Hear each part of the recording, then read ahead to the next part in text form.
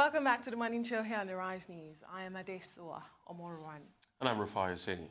Now, before we begin our interviews this morning, a quick reminder of the fire incidents that occurred Monday night here in Nigeria's commercial capital, Lagos, where several buildings at the market on Koshoko Road, Beja bus stop, Ojuju, were engulfed by fire. The General Manager of the Lagos State Emergency Management Agency, LASEMA, Oluwafemi Tolu, reports that upon arrival of a LASEMA response team at the scene of the incident, it was discovered that buildings which house several shops selling cloth materials and other goods were on fire. Well, the actual cause of the fire is not known. The emergency agency boss also says the actual loss will be determined upon conducting post-disaster assessment. But he says all relevant agencies are at the scene of the incident. After 3 months of signing the minimum wage of 30,000 naira into law, implementing it has become a tall order. In the light of this delayed development, the Trade Union Congress has threatened to go on strike over the non-implementation of the 30,000 naira new minimum wage. So joining us to discuss the impending minimum wage strike by the TUC is AJ Dagga Tolar, a frontline activist and social crusader and the publicity secretary of the Campaign for Democratic and Workers' Rights, CDWR. Yeah, good morning. Great to have you, sir. Yeah, thank you very much. Good morning. Yeah. We'll like you to make sense of all of this happening. Well, it's extremely very difficult one for all of us, given the excruciating difficulties Nigerians are going through, and to have a situation where the federal government, following series of agitations, finally agreed and passed into a law a 30,000 naira minimum wage that 3 months subsequently this has not been implemented. You cannot but draw the conclusion that the federal government itself is a major contributor to all of the indexes and indices of poverty that has been pronounced by worldwide organizations in relation to Nigeria. Because we must begin to understand the import of the minimum wage, to the lives of the working people of this country. This is a country where there is no social welfare policy. You have a transport system, looking at a place like Lagos, you have a transport system that virtually survives on the basis of those who work, given the armies of unemployed youth who have taken over all of the bus stops and the fixed rate at any level. All of this army of unemployed youth survive on what workers earn in Nigeria. How do you explain the fact that it's still on the strength of this minimum wage that Nigerians have to feed? With inflation, food inflation figure currently at a double digit of 13.56%, going by the statistics from the Nigerian Bureau of Statistics.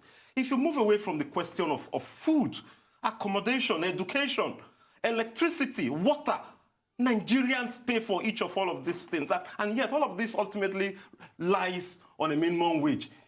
This is a country where there is no unemployment benefit. So for young people, their parents still have to survive on this minimum wage. And we must not forget that the pension indices in this country, quote and unquote, has been privatized. Workers still have to pay for their pensions, from their own personal savings. We must, in reality, put all of this in clear statistics. What is 30,000 naira minimum wage? When Boris came into power in his What is 30,000 naira minimum wage? That's exactly what... let's talk about that, because before that figure was arrived at, a certain figure higher than that was talked about, and it was as a result of negotiation that figure was 30,000 naira. So what can 30,000 naira minimum wage do in the life of an average Nigerian? Interestingly, let's go down memory lane. And which is why I want to return back to when Boris came into power in 1984. 35 years ago, the minimum wage he met was 125 naira, with a dollar at just 57 kobo a dollar. What this translates to mean was that in the early 80s, a worker in Nigeria was earning 125 naira.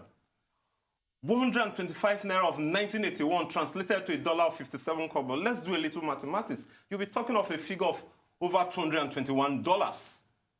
So $221 of today, with a dollar 357 naira, if I'm not mistaken, meant that today's value for 125 naira in 1981 of the early 80s, you'll be talking about 78,000 naira plus. So 30,000 naira in itself, in reality, it's over 160% less than the standard of the adequate minimum wage that Nigerians earned in the early 80s. However, that's the figure that was now, reached at the series of negotiations between the government, the workers, and the private sector. What sort of reaction do you foresee? I mean, the NLC has come out to say it hasn't issued a strike notice, but the TUC, on the other hand, is threatening strike should the 30,000 naira not be implemented. What sort of reaction do you foresee here? A divided house? Well, I think first and foremost, it's important, just like all of the process to the arrival of this minimum wage saw different figures, both from the TUC and the NLC. But ultimately, they were able to work together and offered a common figure, to Nigerians. And one will expect that the same process will follow all of this. The NLC and the TUC must automatically work together. And it's clear that ultimately the question of calling a strike, a 24 hours warning strike, should be placed on the table at this stage. And the process of mobilizing the Nigerian working people, to take the necessary step to force the hands of government. Because what is at stake here is a struggle for Nigerians to keep themselves alive. And it's extremely ridiculous to have arrived at 30,000 naira minimum wage, for the regime to commence the renegotiations and say that it will grant 5%, to those from level 7 to 14, will grant another percent. We must tell the NLC, the TUC, as well as solidarity, as well as seeking the support of the ULC. And collectively together, this process must be rejected. Now, it's important to again re-examine what the government is offering on the negotiating table, which in itself is breaking the law that has been signed into existence. Government spokespersons informs us that what the minimum wage tells all of us is that no Nigerian worker should earn less than 30,000 naira. So on that basis, they intend to implement 100% of 30% for level 1 to 6, if I'm not mistaken. But where are they coming from? Are they coming from the moon? How does the economy survive without a striving middle class? For those from level 7, 8 to 17, what does this percentage increase that the government is proposing, what does it translate to? If you're talking of a 9% increase, it means that you are not offering 30,000 naira to workers above level 7. You are offering a minimum wage of 19,000 naira, 700 and something, 19,700 and something naira. And that in itself breaks the law. So you want to offer 5%. What is 5% of 18,000 naira? If you do a 5% of 30,000 naira, you are talking of 1,000 naira, 500 increase. Which will only mean that government is offering workers above level 13 or 14. But the conversation is, didn't the TUC negotiate properly and hedge their negotiations properly when they had all of that? Were those terms and agreement reached not sacrosanct? Now, we must not behave as if we are not students of history. This is not the first time that government and labor has gone into a negotiating table. What you do is that you arrive at a minimum wage and the necessary table is issued out. You don't, and what is this table? It means that the 30,000 naira must be reflected for all workers from level 1 to level 17. A situation where you say you now want to reflect this only for a certain categories of workers, and all of those from level 8 down to 17. Was that not ironed out during the negotiations? This is expected, naturally expected to flow from the process of the process of negotiations. It's not something you should return back to the table to commence negotiations. I think Nigerians must challenge the labor leaders to issue a table correspondingly that should indicate 30,000 naira for all workers. I mean, when you have a negotiation, you have a signed agreement after the negotiation that both parts agree totally with. If in doubt, you have a right of attorney to be able to review the terms of the negotiation. There are people in the Labour Congress, too, that had time to review this. Didn't they point out all of this? Or is the government bringing another agreement from the skies? Exactly. That is exactly what government is trying to do in this process. And just like the TUC leadership under Quadri has pointed out, and Lawal, the Secretary General, has pointed out that this is going to be rejected. On our own part, on the CDWR, we want to call on the NLC that time must not be wasted. The necessary mobilization of the entirety of the trade union leadership, and the entirety of the working people of this country must commence. Because the spade of social menace, kidnapping, armed robbery, that is virtually taking over all parts of the country. There is no part of this country that is immune from all of the social disaster that the army of young unemployed people is constituting. Take the Apapa area where I reside, Apapa Jegule. You have a permanent loads of trailers and containers that have taken over all of the roads. This is aside of the fact that the roads themselves are disaster. And you now have these armies of young boys trooping over these trailers and containers. I think some 2-3 months ago, one of these youth was knocked down by a trailer, and it created a huge social unrest in the community. So you have a minimum wage that is extremely very, very important for the survival of a lot of working class family in this country. And I don't think government, must be seen as being the one responsible for growing indices of poverty in the country. Well, the head of the Service of the Federation, who is the head of the technical committee to negotiate this adjustment in salary structure, says, the minimum wage was implemented to largely address low-income earners, and that the senior staff are trying to truncate the process. The bigger boys, like some have referred to them as, you're right, the federal government is saying 9.5% for those on grade levels 7 to 14, and 5% for those on grade levels 15 to 17. But with all of this ongoing, what is the solution? When would the workers begin to receive their new minimum wage? Even though the president has given this a nod, the president has said it is backdated to April 18th when he signed it.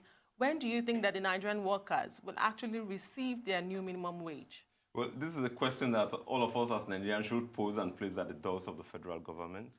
The labor unions must not be seen as the obstacle to implementing this minimum wage. And like you rightly pointed out, the president has made a pronouncement. Is it that we have a president whose pronouncement are not necessarily taken serious by the civil service, by the bureaucracy of the civil service?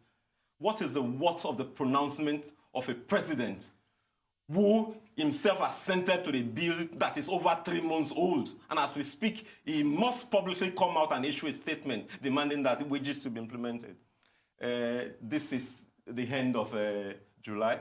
And I'm quite sure that from today, tomorrow, workers will begin to receive their wages. And what that amounts to is that this has not been implemented. And yet the whole struggle of minimum wage is usually in 2 phases. Because all of the states and local government are looking at the lips, and the activity and the reaction of the federal government. Because all of the moment the federal government implements the minimum wage, a series of new battles, given the fact that, we pay lip service to a so-called federalism, that pays the ruling elites as a basis of cheating the mass of the ordinary working people. The Revenue Allocation Committee, which is in charge of the salaries of public officers. The question of federalism is not implemented to allow governors, to allow local government chairmen to have wages that is synonymous to the resources of their local government. You have a central process that is put in place for all senators, for all state members of assembly, for all local government chairmen, for all councillors in the country. And yet when it comes to workers, those who lay the golden goose, who lay the golden egg, government shifts its understanding and implementation of federalism to suit and ensure that the ordinary people on the street are denied their...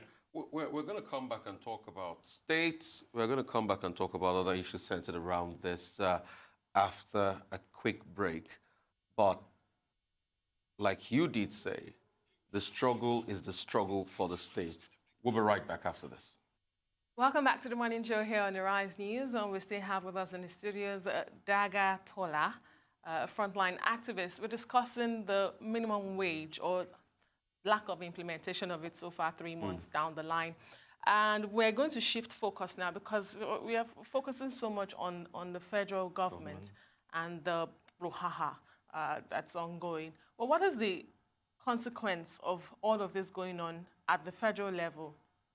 on the states at this time? Because there seems to be, a very loud silence. Well, interestingly, one of the states, Akwa Ibom, on the very 1st of May, commenced the implementation of the minimum wage, in that state, and it's an indication of the states that are willing to be proactive in relation to the response and issues of concern to the people they govern. But the reality is that when it comes to the minimum wage, they are first and foremost, which we can't ignore, the fact that as we speak, interestingly and very funny, that there are over 16 states that are incapable of paying even the current 18,000 minimum wage. So what do you have to say about that? Because that's another big issue. The federal government said something. The states are quick to say, I can't pay it. And even the prior minimum wage, with the one we had before now, not every state was paying that minimum wage. Yes. So how we're just deceiving ourselves for something? No, we are not. What are we doing? We are not. So what are we doing? The question of if the states can pay is another issue. What are the punitive measures if the states can't pay? Unfortunately, there's no process within the framework of the existing bourgeois laws to hold the states, to hold any arms of the state responsible for its failure to carry out its constitutional duties to its people. And that day, permit me to use this word, that day of judgment will only come if the entirety of the working people get organized and begin to pose on the table the need for a government that will represent its interests. Let me prod you further on the state issue, because it's something we need to talk about. Despite the bailout fund to some states, the former minimum wage could not still be paid by some state governors. We had some state governors owing 32 months. Kogi has become a poster child for non-payment of wages. Interestingly, because of the close elections, some 5-month salary backlog was paid. But how do they even pay the salary? They pay you half of what you are supposed to earn. So what do you say about states? And why can't even the civil society start their struggle from states like that? And I think it's extremely interesting to have a situation where there's practically no part of the laws that allows even a stronger or a bigger arm of the government to take on the states and the local government in filling its responsibility, to take up, its legitimate duties over the people it governs. It's extremely saddening for all of us as Nigerians. And like I pointed out, and this will be clear to all of us, it is not because there are not enough resources in any of the states to pay. We must realize that there is a security fund that practically is unjustified given the state of insecurity in the whole of this country. Our governors collect this. Our local government chairman collects security fund. What do these unbudgeted, allocated resources, even when minimum wage has not been paid in their state, what do these governors use this money to fend for? Then you must also not ignore the fact that none of these governors in all of these states who have not paid workers can publicly tell us that all elected public officials in all of their states have not earned their monthly wages. It's a different situation if Mr. Governor in Kogi State or Mr. Governor in Kwara State has also not received 4-month wages or 10-month wages alongside the workers. Then you can begin to understand that there is no fund, but there is enough fund to pay Mr. Governor, to pay all elected public officers, and yet the working people themselves are denied their peanuts. So it is not a question of the inability to pay or the absence of enough resources to ensure that this minimum wage is paid.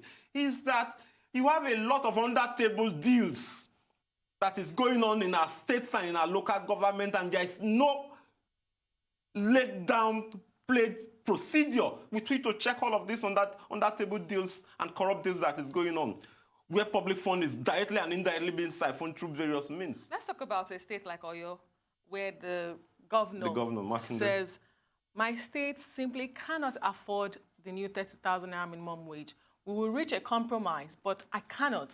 He then goes further to take away tuition from secondary schools, says he will donate his own salary for the workers.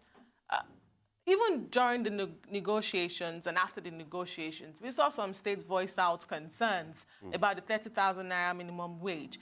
But Governor Makinde is saying, you know, states should be allowed to negotiate with their workers how much they can truly pay. He says all states are not created equally.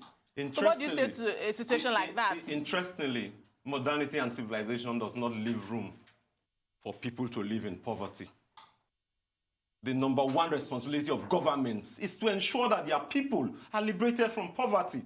So the question of poverty wage cannot be, it's not something that can be negotiated. But some states have said truly they can't pay it. Then what we must now pose is that open the accounts.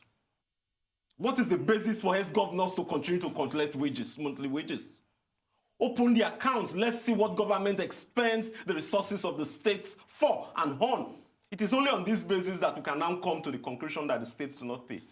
To the point that government is not ready to open its account and allow all of us to scrutinize what all of the resources of the state is expended upon and draw an appropriate democratic scale of reference to put all of the important issues first and foremost. So if a governor informs us that he will not be collecting wages for the next 10 months, nobody is deceived on the basis of that. Because all of the various largesse, through various other allowances, even surpasses what they earn monthly and all of that. And all of this, running taps of resources into the pockets of public elected officers will not be closed. Should that not be the demand of Labour and civil society at this time for the government to open its books? Do you think that Labour has got its priorities right? I must confess that while we must continue to put all of the necessary pressure on the Labour movement, both on the TUC and the NLC, not a lot of Nigerian workers are not too happy with the leadership of the Labour movement in its failure to extremely be very proactive, to take up all of the issues, not just in relation to minimum wages, but all of the issues of social contradictions that are plaguing the Nigerian mass. We are also not too happy that there is a Labour Party in Nigeria, and the Labour leadership itself, is at the front of ensuring that this political party does not function appropriately, which could have become a basis with which to begin to politically organize workers in Nigeria to pose a clear, not just a new alternative and direction for Nigeria, but all of the programs, that will ultimately meet, and serve the interests of the mass of the working people. It is not unknown to all of us that the majority of all of these labor leaders themselves are midnight, members of the political parties of the ruling elite. And the whole process of the negotiations before the eve of the general elections, where workers felt that this figure will even be implemented before the general election, says a lot about the characters of the labor leaders. But it's important that legitimately they are the leaders of the working class in this country, and that we must continue to support them, put them under the necessary pressure to ensure that the necessary step is taken. And those of us in the civil service, in the CDWI and the DSM, and JAF completely endorse the position of the TUC. The process of mobilization must commence. But we must say that rather than call an indefinite general strike, which has been the standard practice, that we think that you should commence with a 1 day, a 24 hours or a 48 hours warning strike, okay, to put federal government, and the state's government under notice. And if subsequently federal government does not now do anything, we can now commence the process of a full-scale general strike in the country. It's shocking when you say we have a Labour Party. I mean, I thought we have a Zenith Labour Party and a Labour Party. Exactly. So that's a talk for another day. But let's interrogate the idea of the states cannot pay. But when you look at the narrative, it looks as though truly some of the states cannot pay. So I'll give you an instance. Across River State, for instance, I had a budget going to hundreds of billions, into $1 trillion.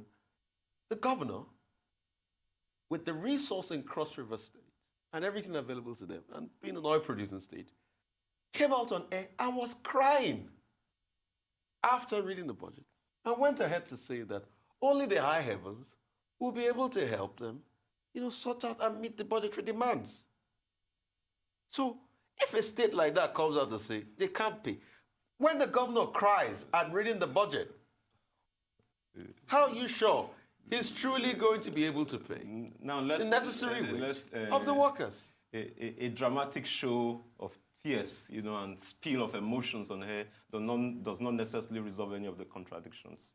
Number one, like I said, the first thing that must be done to convince all of us that this country can't pay is to say, open the books. And when you open the books, what are you going to see? All of the former ex-governors collected severance packages, severance wages, and are still earning their wages even as ex-governors. Should that situation continue? How much are those wages? Do they run into the billion? Will they ameliorate the situation? Exactly. Then would those wages go a long way in paying the... Yes, because the truth is that the wages of one public officers will amount to that of 1,000 workers in some of these states. That is not just one. To have public officers who themselves are not on the minimum wage itself is a problem. Because if our elected public officers are earning the necessary minimum wage that workers are earning, then they will know how it pinches on the mass of the working people. Don't forget that government itself is responsible for the micro and macroeconomic policies indications. All of this past period that are responsible for this skyrocket rise in inflations and prices and pricing out of the mass of the people from the basic necessities of life. So government can't dodge or hide around the fact that it is not capable of paying. Open the books. And in opening the books, we must all collectively agree what government must expend its resources at any point in time. And when you begin to do this, you begin to see how the states will naturally be freed from all of the encuberance of a lot of lackeys that latch around members of the ruling elite. Let me also add that ultimately... We'll go to a quick break very soon. We'll come back after this quick commercial break. We'll talk some more, but we'll also talk more about, viability and how to pay and how the minimum wage really runs the economy of this country. We'll be right back after this. Welcome back to the Morning Show here on the Rise News. We're still talking the new national minimum wage in Nigeria, its implications and consequences if not implemented. It's 3 months down the line. Dagga Tolar still with us in the studios. Thank you so much for staying with us. Thank you very much.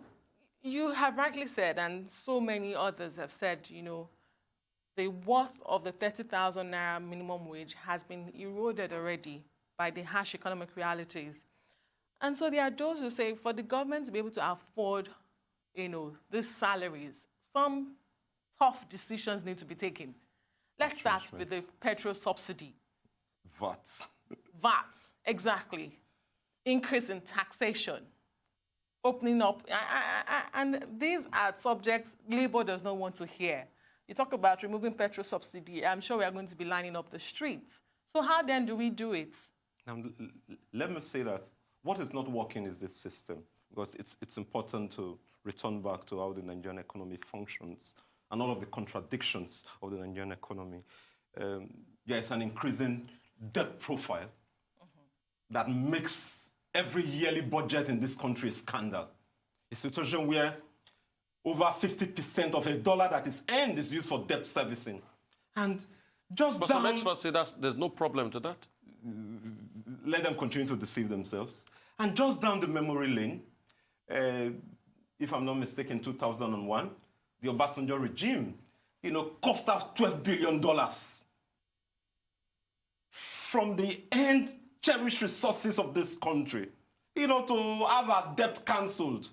So what has just happened 10, 12 years down the line, that we now have a debt burden that is consuming over 50% of every dollar that the country earns yearly. Our population has increased since then. Thank you very much. We have a population that is now placed at 200 million 101 Nigerians. million.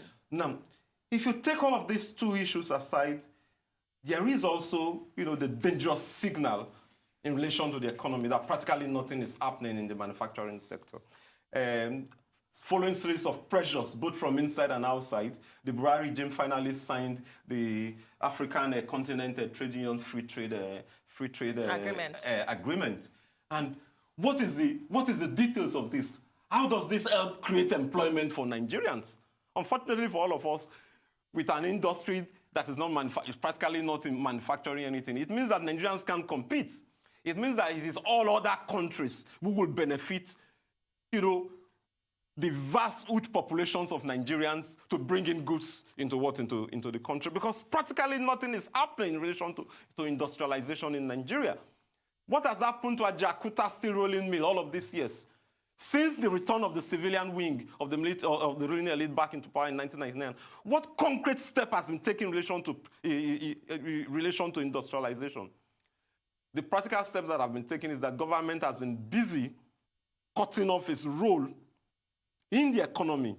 The National Privatization Council, NPC, I think some 2-3 days ago, announced to all of us that the independent power sector wing remaining of the power sector that has now been privatized will be placed for privatization.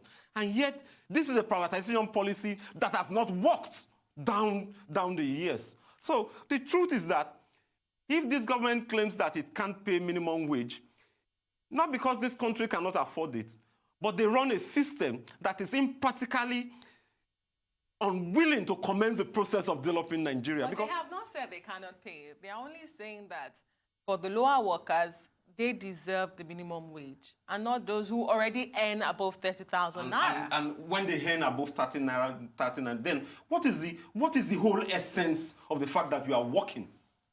You grow from one level to another level. As you grow in age and you grow in the civil service, your responsibility increases. What are they telling Nigerians? That when you become somebody in level 8 or you become somebody in level 9, that your wages must not be enough to ensure that you are married, to ensure that you have a home of your own.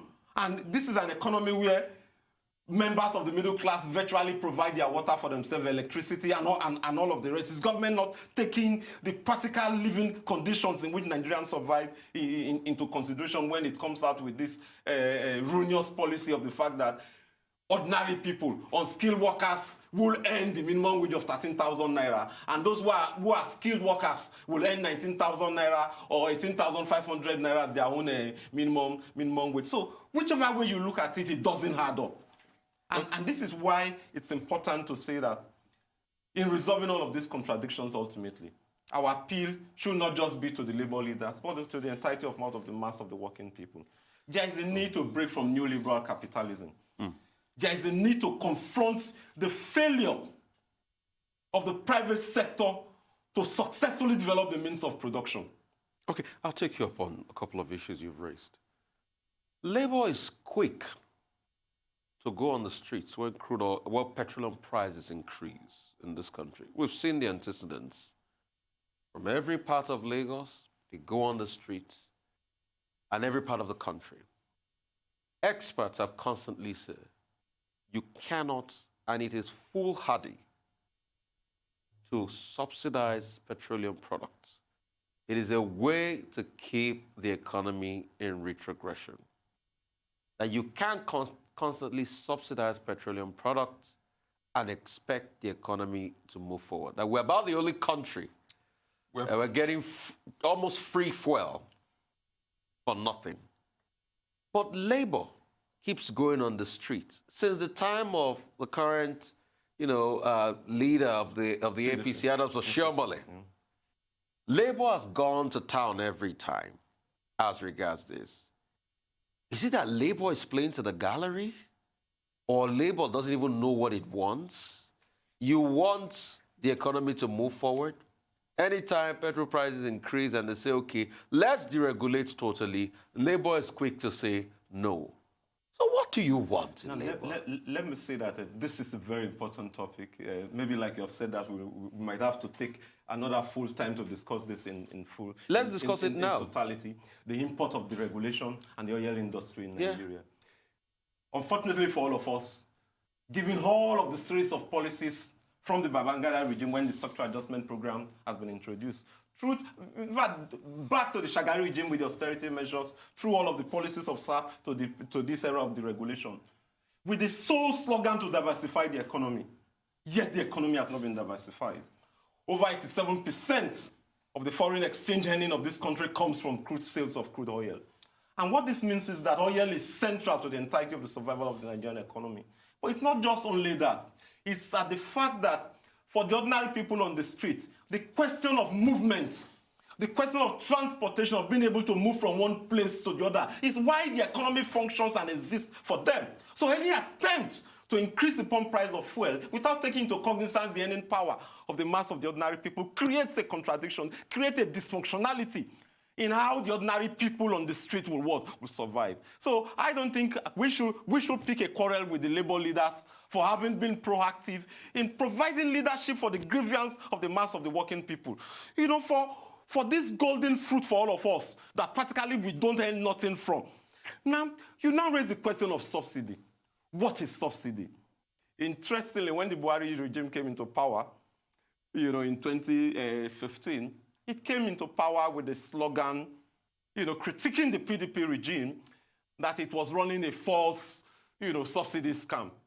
There was the huge 2011-2020 mass struggle in Nigeria, you know, where the National Assembly was forced to put in place a committee to review the question of subsidy in Nigeria. The document still exists before all of us. And from the report of the National Assembly, it was reported that the subsidy, the petroleum subsidy being run by the federal government was a scam. So how is it that this regime came into power on the basis of that kind of a slogan, told Nigerians that on the basis of increasing the pump price of fuel, that the subsidy regime will come to an end, and it went ahead. A general strike was called by the labor leaders, and Nigerians generally, you know, for the first time, did not fully support the general strike. The strike collapsed on itself with the framework and belief that Nigerians wanted to give a trial to the Boris regime because it had promised, it had made public pronouncement that once this pump prices increase, the question of subsidy would cease to disappear. So where suddenly again did this subsidy, you know, arise from? That is finally hitting a huge percentage of the Nigerian budget through all of this period. And this is where we must return back to the clear slogan that the books must be opened. Who and who are receiving this subsidy? And it is not rocket science to build a refinery. We have refused to build refineries because, again, the private sector is run on the basis of profit making.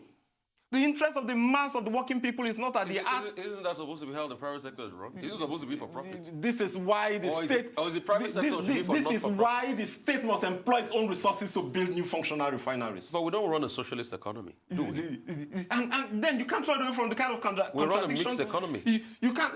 If it's a mixed economy, the other part of it that is mixed must tender to the needs of the mass of the working people. And this is where you must say that in solving these problems, the Nigerian government, a government of the working people that has the interest of working people at heart, will employ the resources of Nigeria to construct new refineries. You have advised the TUC and the NLC to be united on these negotiations as they go on. You're asking for mass mobilization, as the TUC has said, even though the NLC is saying we haven't issued a strike notice yet. Are you optimistic that the 30,000 naira minimum wage will come into effect, or is it dead already on arrival? Now, let me say, even if it comes into effect, it practically wouldn't mean any fundamental difference, you know, to the current conditions in which we live.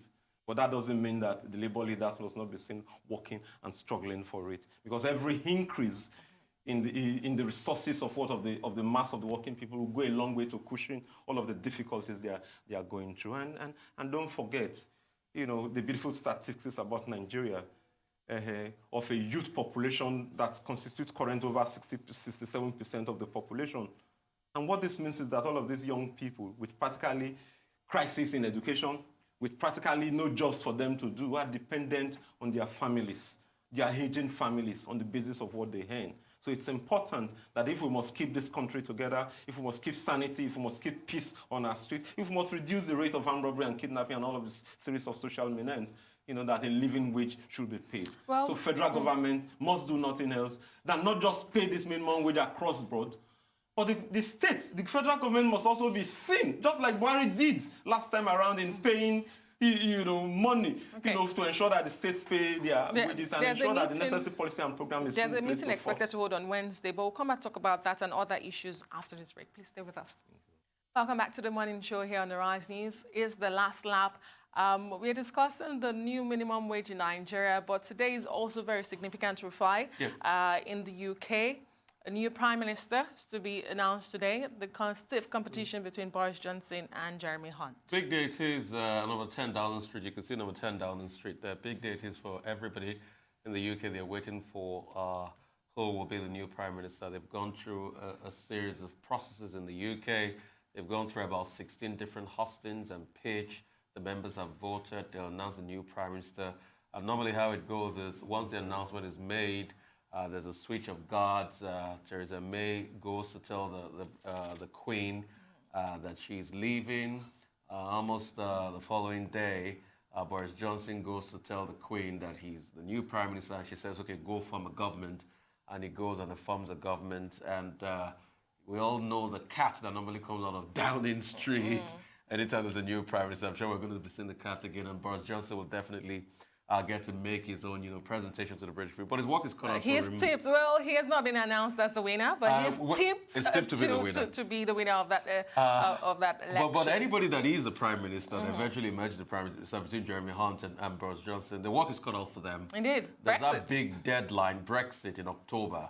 And Britain needs to make that decision quickly and very sharp at the same time. In about the 16 hustings, both of them have talked about their plans and their programs and what they'll be doing. And now they've been able to put a no deal on the table too as a part of the conversation and have this conversation. Just as the EU is warning there are no further negotiations and, how hard and difficult a no Brexit will be for the UK leaving the EU. I think by now they know the consequences of how hard a no deal would be. I do hope they know the consequences. A no deal would be. And the other areas about the backstop and the Irish border, I'm sure they will definitely talk about that. So I think the decision is going to be made at the Queen Elizabeth Centre, and the arrival is going on. Top members of the Tory party, the Conservative Party, they'll be getting in there. Let's not forget this leadership contest started a couple of weeks back when Theresa May did say she announced her resignation. She announced her resignation. We had other people in the race. We had the likes of Rory Stewart, we had the likes of Sajid Javid, and we had Boris Johnson, Jeremy Hunt, but it went down to the wires. It went down to about these two people, and Michael Gove, who had been there, who had been a Brexiteer. But I went down to two people, Jeremy Hunt and Boris Johnson. And they've gone through the hustings, they've gone through all the pitch, they've gone through a couple of debates, they've gone through their own scandals. Let's not forget the scandal of Boris Johnson. It was said to have an altercation with his girlfriend, and then that went viral, and a couple of people were asking, is this prime minister and all of that. And don't forget the mix of the US ambassador, who also got caught in this web. That's true. The support or lack of it from who's going to be the next prime minister. Oh, yeah? Boris Johnson also got into that. And a lot of people said the prime minister, the ambassador did resign because he felt Boris Johnson let him down. But hey, a lot of people say Boris Johnson at this point wanted to sit pretty for the position. By large count, I mean, he's favorite. We can see some people coming out there. Yeah. But they're going to have the last cabinet meeting in 10 Downing Street. Hopefully the results will be announced just before noon. And just to say, this was not a contest involving the general public. It was just the Tory party. Yeah. And the next prime minister would emerge today. The last two candidates standing, Boris Johnson and Jeremy Hunt. But let's quickly wrap up with our conversation here in the studio. Dagga Tolar, thank you so much for staying with us. Talking about the Nigerian national minimum wage, long overdue. A lot of people would say, even by the laws, should have been reviewed before now. We're expecting a meeting sometime tomorrow between the federal government and the Joint National Public Service Negotiating Council, which is representing the labor union. Yeah. But do you think that the lack of ministers is also affecting this negotiation? Because as it stands, there's no minister of labor or productivity. I don't think that is what is hindering this process, because the civil service, the head of the civil service is there. But this is not to say that it's normal since May 29 not to have ministerial portfolio to take care of all of the various departments and different sectors of the Nigerian economy to ensure that things flow and function appropriately. Nigerians will be looking forward to the labor leaders as they go into the council meeting, and patiently are waiting. Just like you said, everybody in UK is waiting for the new Prime Minister to be announced. For us too, the mass of working people want to know when implementation will commence, and we'll expect that day to come out, from the meeting tomorrow. And if it doesn't, what Nigerian workers will be expecting will be the effective process of mobilization. Nigerians will be expecting a statement from labor leaders immediately after that meeting to know what steps should be taken or how they should commence preparation to take whatever steps or action they need to With take. all that is going on in the country, do we really need a mass mobilization and industrial action at this time? Look at the insecurity, the increased level of poverty. Is that what we need at this time? You can have no better thing than that to demonstrate the fact that we are Nigerians, that we are united, that the ordinary people can muzzle themselves together and support those common issues that bring them together. No, but in rounding up, the effect on the economy. Because for every time you shut down everything in the economy, an economy that is not doing well. And what is the effect of non-payment on the economy of the ordinary people? What is the effect? But does it override the general, the general effect what can on be the economy? general than the general interest of a majority of the people in this country? But how many people are in the civil service? How many people are affected by those who work? How many people are in the civil service? We are saying the same thing. For a country where there's no unemployment benefit. No, for the size, majority of the people in this country, you and I know, are employed in the informal sector, not even in the civil service. The informal sector ultimately depends on the wages of workers to keep the informal sector functional. Not in the civil service. And that's why I did ask you, how many people are in the civil service? I'm sure if you answer me that question, you don't have up to 20 million people in the civil service for a population well over 201 million. So is it worth it shutting down aviation activities? Just a minute. Financial activities? Just a minute. And other activities for a certain education activity? Is it worth it for a plight of less than 10 million people? Or 20 million people, is it worth it? This statistics at this time? This statistics that you have given of 10% of the population refers to the 10% of the population of this country that drive the entirety of the Nigerian economy. And if that be so, it means that government must be seen to doing the needful. So we should be expecting and hoping, if you are permitting me to use the word praying, that government do not fail the mass of the Nigerian people tomorrow, and that the statistics and table that has been issued currently should be turned down, and labor leaders should go into that meeting with a fully rounded percentage figure. Interestingly, what we have not said here is that even labor is proposing something extremely also ridiculous, which even the federal government has rejected us at this stage. Instead of 5% being proposed by federal government, the labor leaders are proposing 30,000 naira. 30%. 30%. Which, if you translate that, is this not an infighting? A lot of people are saying Labour should go sort out its infighting, its problems between themselves and the government. Yeah, because they just want to pull everybody in when they're within themselves. Most importantly, it's our hope that tomorrow meeting, will resolve it. The National Joint Negotiating Public Service Council meeting, means that both the NLC, the TUC, and the ULC will be what will be represented, and you can be sure that they will come out of that meeting with a common position. Nigerians are hopeful. Workers are expecting a new minimum wage. Yeah. We should all, collectively hold government, to its words that this minimum wage implementation will commence from April 1. The Nigerian workers have held on to that.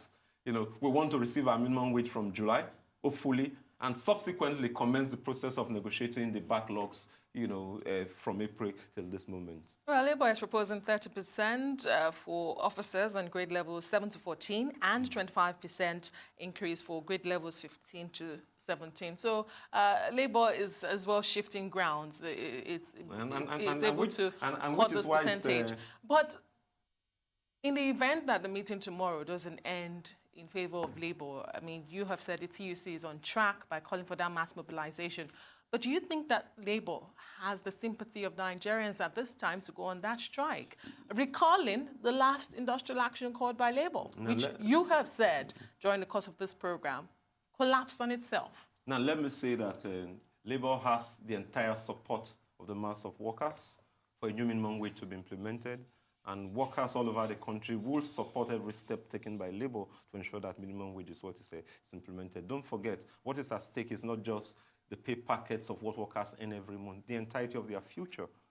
Tied to the minimum wage is their pensions, and we know what is, the conditions our retirees are going through in this country, and that is one huge aspect of the minimum wage that we also need to take up to discuss. What is, the state of the PFAs? What is the state of our pension funds?